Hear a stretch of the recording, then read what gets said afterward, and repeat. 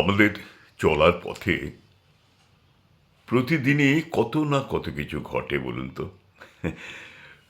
সব কিছু কি আমরা মনে রাখতে পারি বা মনে রাখার দরকার হয়? কিন্তু না, তবুও এমন এমন ঘটনা স্মৃতিপটে আঁকা হয়ে যায় যেগুলো ভোলা যায় না, তাই না?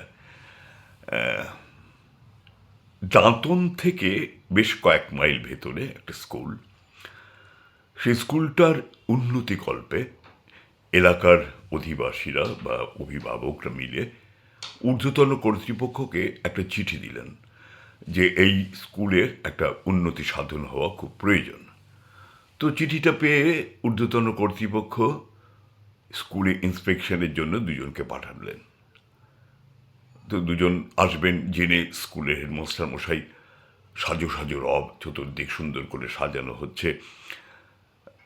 ছাত্রছাত্রীদের বলা হলো, হ্যাঁ রে, ভালো পোশাক পরিচ্ছদ পরে আসবি সবাই, কালকে কিন্তু ইন্সপেক্টর সাহেব আসবেন সঙ্গে একজনকে নিয়ে, মনে থাকে জানো?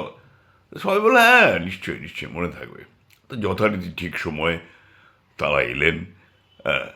তার যেভাবে সম্ভব আতিথেয়তা করা করা হলো। এবারে তারা বললেন যে চলুন আপনাদের ক্লাসগুলো একটু ঘুরে ঘুরে দেখবো। হেডমাস্টার বললেন, হ্যাঁ বিলক্ষণ, চলুন চলুন।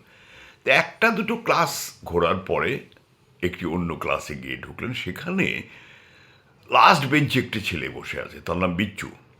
নামেও বিচ্ছু, কাজেও বিচ্ছু।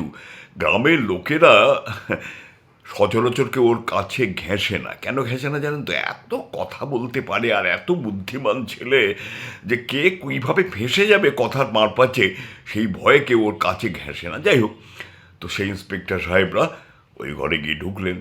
এ কি, তোমার নাম কি? নাম বললো। তোমার নাম কি? নাম বললো। লাস্ট বেঞ্চে বসে আছে আমাদের বিচ্ছুবাবু। তো বিচ্ছুবাবুকে দেখে বললো, হে তুমি চুপটি করে বসে আছো কেন? বলতে বলতে বিচ্ছুবাবু উঠে দাঁড়ালো। উঠে দাঁড়ানোতেই, বাহ, কি নাম তোমার? আগে আমার নাম হলো গিয়ে বিচ্ছু। বিচ্ছু বিচ্ছু এরকম আমার নাম হয় নাকি? হ্যাঁ, সবাই ভালোবেসে এই নামেই তো ডাকে আমাকে, তাই এই নামটাই আমার আসল নাম হয়ে গেছে আর কি। বেশ, তা বাবা বিচ্ছু, বলো দেখি, একটা প্রশ্নের উত্তর দাও দেখি। হ্যাঁ বলুন বলুন বলুন, কি প্রশ্ন, আমি উত্তর দিয়ে দিচ্ছি, বলুন বলুন বলুন।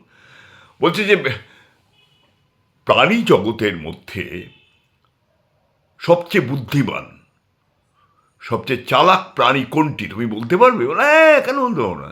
নিশ্চয়ই বলতে পারবো, 100বার বলতে পারবো। প্রাণী জগতের মধ্যে সবচেয়ে বুদ্ধিমান, সবচেয়ে চালাক প্রাণী হচ্ছে গরু। হ্যাঁ, গরু, হ্যাঁ গরু। মানে ঠিক বুঝলাম না, তুমি আমাকে একটু বিশদে বোঝাও দেখিনি। গরু কেন প্রাণী জগতের মধ্যে সবচেয়ে বুদ্ধিমান প্রাণী? বুঝলেন না? না, বুঝলাম না। ছোটবেলা থেকে শুনে আসছি, অতি চালাকের গলায় দড়ি। তাহলে আপনি বলুন, গরুর গলায় সবসময় দড়ি থাকে কিনা? হ্যাঁ, তাহলে গরুর গলায় যখন সবসময় দড়ি থাকে, তাহলে গরুই হচ্ছে অতি চালাক। আর অতি চালাক বলেই তার গলায় সবসময় দড়ি থাকে, কি তাই তো? হ্যাঁ, ইন্সপেক্টর মশাই ওখানে অজ্ঞান হয়ে গেলেন, জানেন, অজ্ঞান হয়ে গেলেন।